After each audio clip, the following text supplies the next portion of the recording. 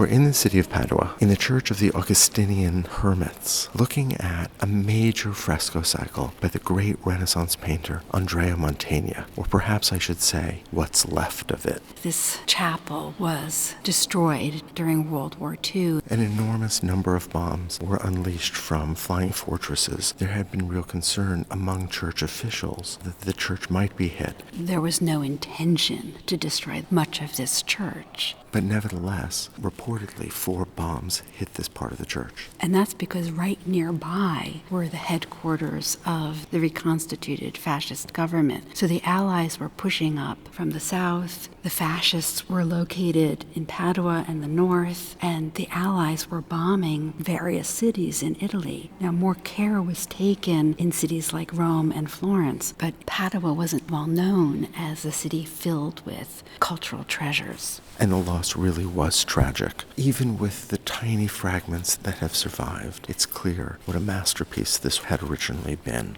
Primarily, what we're seeing are black and white photographs that were taken before the war that have been blown up. Overlaying that are actual fragments of the fresco. But we're also looking at attempts by the conservators to provide inpainting, paint in between the surviving fragments in order to give us a better sense of what this fresco originally looked like. And we can differentiate the inpainting because of the vertical lines that have been added. Most of the color that we're seeing is inpainting, that is, it's modern restoration. The cycle tells the stories of 2 martyred saints, St. James and St. Christopher. But let's focus on St. James being led to his execution. The composition is divided in 2. On the left, we see St. James. We can recognize him because he wears a halo, and he has his right hand up in a gesture of blessing toward a man who's kneeling. St. James has walked through this triumphal arch on his way to his execution and has healed a crippled man. But instead of showing us that scene, Mantegna shows us the moment when a scribe named Josiah witnesses that miracle and drops to his knees and is blessed by St. James. So it's this moment of recognizing the divine, this moment of conversion. Our vantage point seems to be at the level of the feet of the figures as we look up.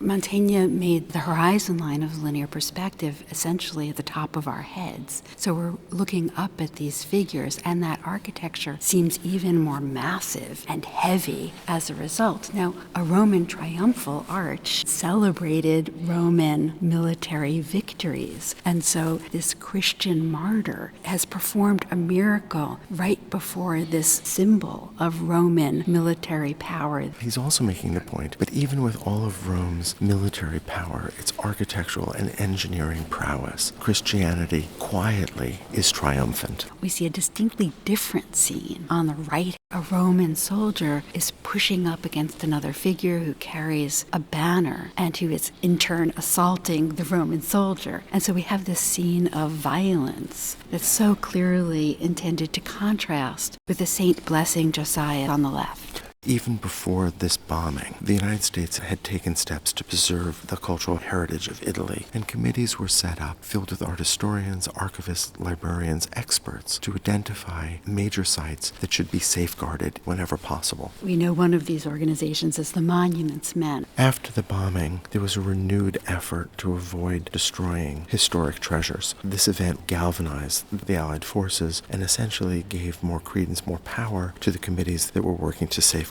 cultural treasures. Famously, the art historian Frederick Hart had studied Mantegna and learned of the bombing and cried, but perhaps it's best to read Frederick Hart's words.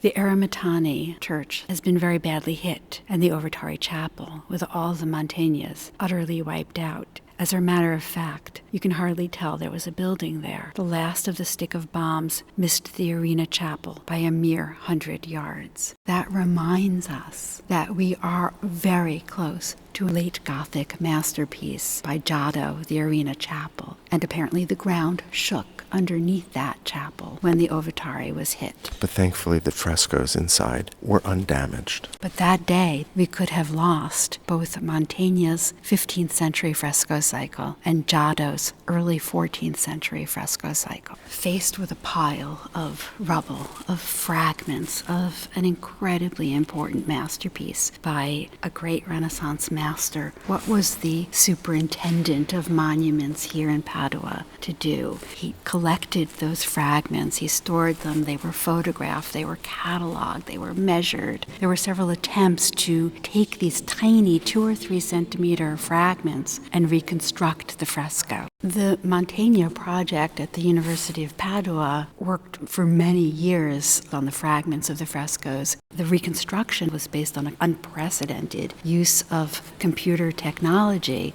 I have nothing but enormous respect for all the people who worked for over a decade to take those tiny pieces and restore whatever could be restored. Simultaneously, though, the fragmented state of what we're looking at makes it hard to experience the fresco. We're distracted by the restoration. My view is that it was the right choice to attempt a reconstruction. It's a testament to the violence of the 20th century, and it becomes a kind of memorial. The fragmentary state of the fresco reminds us that this was destroyed, and in a way that text can't do. Looking at a black and white reproduction in a book and reading a caption that says destroyed during World War II is not as powerful as being here in this beautiful church with earlier frescoes all around it and seeing the damage that we've done. This painting had survived for 500 years. We've destroyed it in the modern world. Since the war, there have been various measures put in place, for example, the Hague Conventions, to protect cultural heritage during times of war. But clearly we know when we read the headlines that works of art remain endangered around the world due to war.